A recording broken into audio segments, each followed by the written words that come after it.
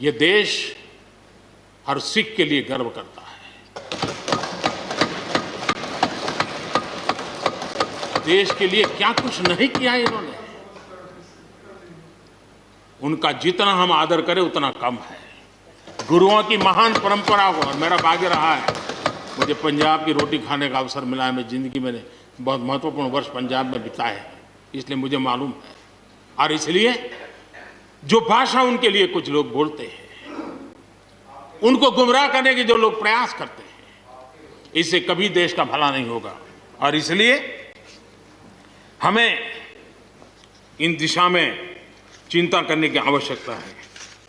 श्रमजीवी, बुद्धिजीवी, ये सारे शब्दों से परिचित हैं, लेकिन मैं देख रहा हूं कि पिछले कुछ समय से इस देश में एक नई जमात पैदा हुई है,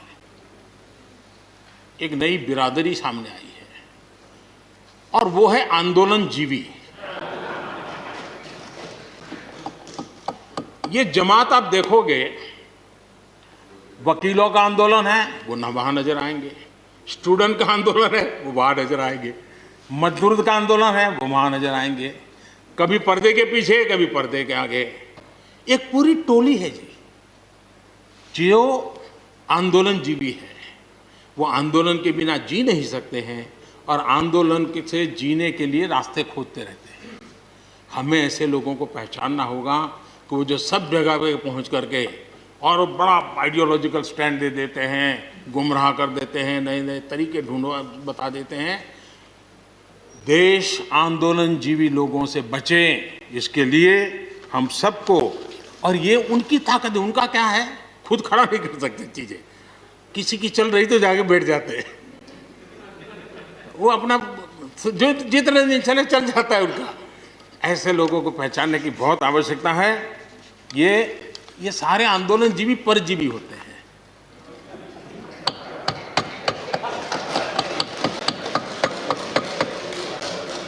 और यहां पर सब लोगों को मेरी बात से आनंद इसलिए होगा कि आप जहां जहां सरकारें चलाते होंगे, आपको भी ऐसे परजीवी आंदोलनजीवियों का अनुभव होता हो। और इसलिए उसी प्रकार से एक नया मैं चीज देख रहा हूं, देश प्रगति कर रहा है, हम एफडीआई की बात कर रहे हैं, फॉरेन डायरेक्ट इन्वेस्टमेंट, लेकिन मैं देख रहा हूं इन दिनों एक नया एफडीआई मैदान में आया है।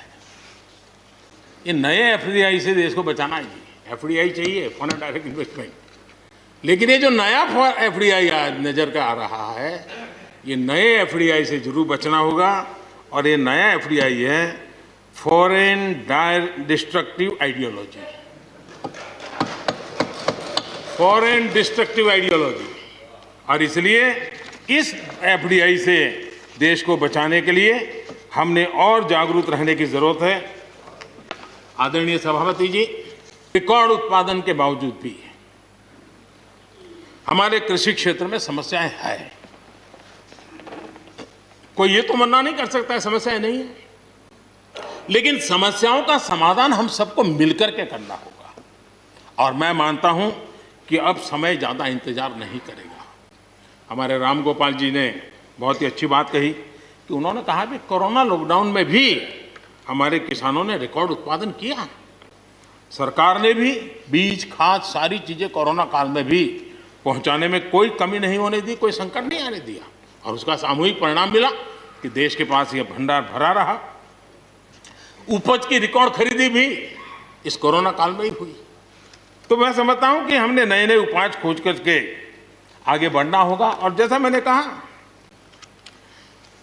कोई भी हम कई कानून है, हर कानून में 2 साल 5 साल के बाद, कभी 2 महीने 2-3 महीने के बाद सुधार करते ही करते हैं।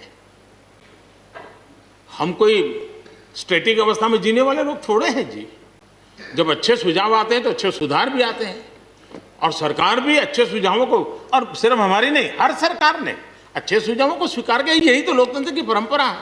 और इसलिए अच्छा करने के लिए अच्छे सुझावों के साथ, अच्छे सुधारों की तैयारी के साथ हम सबको आगे बढ़ना चाहिए। मैं आप सबको निमंत्रण देता हूं, आइए हम देश को आगे ले जाने के लिए, कृषि क्षेत्र की समस्याओं का समाधान करने के लिए आंदोलनकारियों को समझाते हुए हमने देश को आगे ले जाना होगा। हो सकता है कि शायद आज नहीं तो कल जो भी यहाँ होगा किसी न किसी को ये काम करना ही पड़ेगा। आज मैंने किया है, गालियाँ मेरे खाते में जाने दो, लेकिन इस अच्छा करने में आप जुड़ जाओ। बुरा हो मेरे खाते में, अच्छा हो आपके खाते में, आओ मिलकर के चले।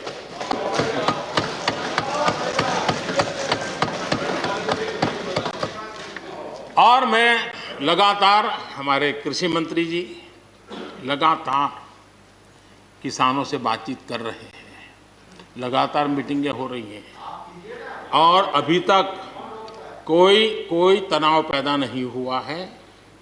एक दूसरे की बात को समझने का, समझाने का प्रयास चल रहा है और हम लगातार आंदोलन से जुड़े लोगों से प्रार्थना करते हैं कि आप आंदोलन करना आपका हक है, लेकिन इस प्रकार से बुजुर्ग लोग वहाँ बैठे ये ठीक नहीं है। आप उनको सबको ले जाइए, आप आंदोलन को खत्म कीजिए। आगे बढ़ने के लिए मिल बैठ करके चर्चा करेंगे, रास्ता खुले है।